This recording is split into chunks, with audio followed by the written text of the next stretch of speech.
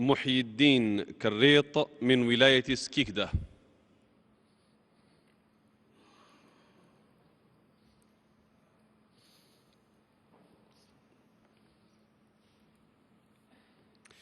اقرأ الآية 39 من سورة الحج.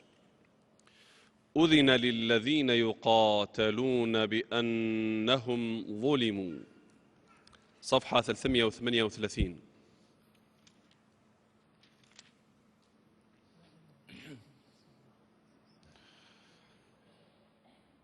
أعوذ بالله من الشيطان الرجيم.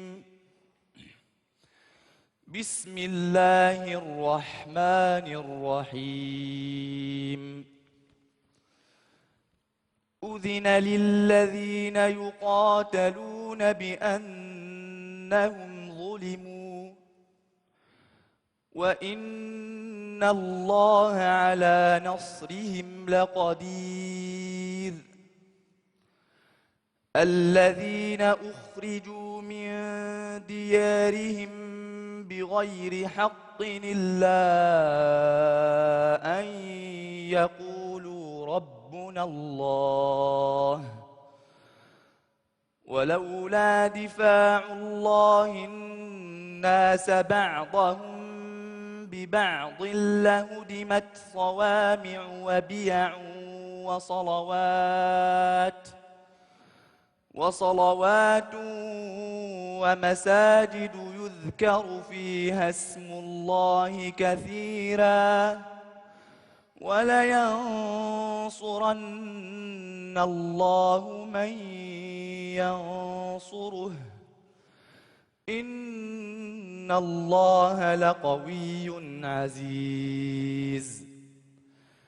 الذين إن مكناهم في الأرض أقاموا الصلاة وآتوا الزكاة وأمروا بالمعروف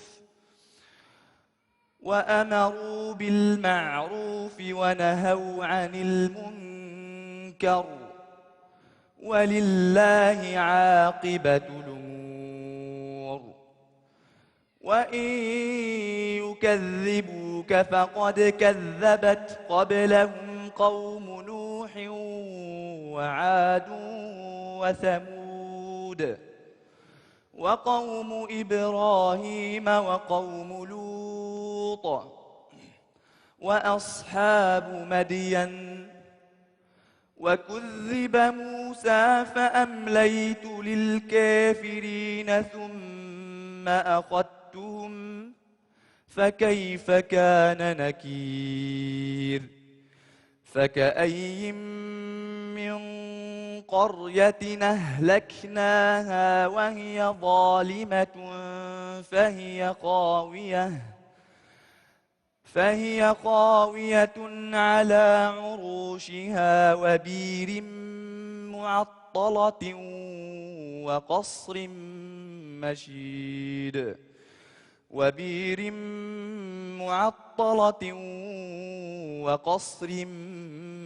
مشيد. حسبك.